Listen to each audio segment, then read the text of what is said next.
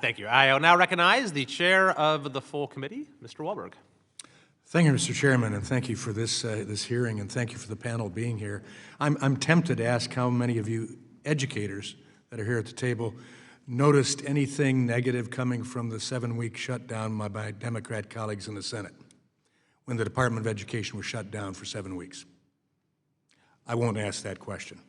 I'd also say thank you to my colleague from Oregon for showing us what a state can do in CTE. Amazing things by itself, the state doing the work, knowing what they need in their own state of Oregon. And I think the same is true in Michigan and Virginia, and the students here in the room can attest to that as well. Dr. Volzer, you work closely with industry partners. You've said that. What strategies, best strategies, have you shown to work and be effective for sustaining employer participation in your CTE programs? And again, as I said at the beginning, when we look at developing out these programs, we're looking at locally what the needs are for those industry partners, what equipment, what skills, and what future technologies are being integrated into that environment, into that local, so that we can best support those local entities. But that grows beyond that. What employers are finding is understanding demand signals and working closely with their education partners to ensure that those, not only those programs align, but the duration, the durability of those programs align to the demand signals of their industry.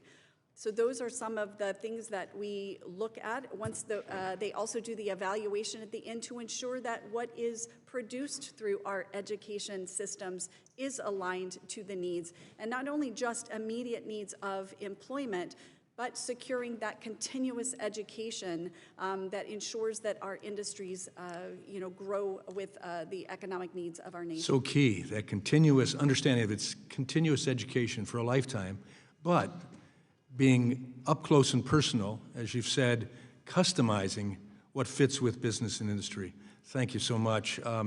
Ms. Rice, how do you incorporate artificial intelligence tools specifically into cybersecurity education, and what guidance or resources do teachers need to do that responsibly? That human moral touch on AI. Thank you for the question. Integrating artificial intelligence in my class is essential. So first, I use AI for hands-on learning, for hands-on problem solving with my students with capture the flag activities. So we will first use it to AI-assisted analysis of challenges, whether they review a log or decode patterns.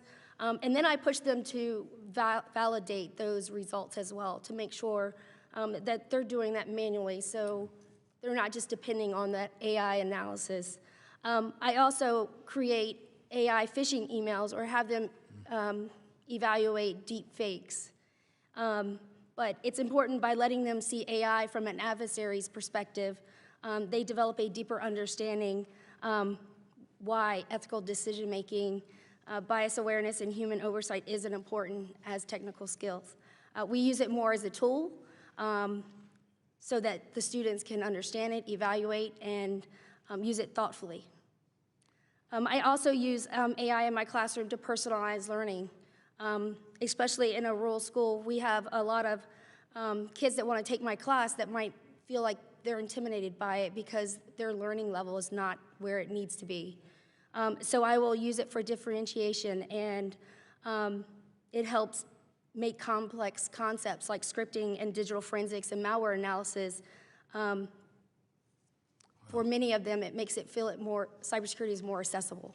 Wow. Well, thank you. Thank you. May you continue to succeed on that. Ms. Gasper, I had the opportunity of touring your school and wishing that it was in my district. I can't have everything good in Michigan in my district, but I'm glad you're there. Could you tell us a little more about the school? I would assume most of the students are from upwardly bound home settings, high incomes, and all of the rest. Is that true? Actually, that's not true. So that is one of the... I set you up for that one. Thank you for that. That is one of the biggest misunderstandings, actually, being a public charter high school in Michigan. We serve every type of child, and we accept all children that apply. Unfortunately, or fortunately, however you want to look at it, we have more student applications than spots available. And so last year, as an example, we had double the amount of freshman applications than the spots available. So while that's a blessing, it's also unfortunate that we can't serve every child. It's working. We'll push for choice, more choice. So thank you. I yield back. Thank you.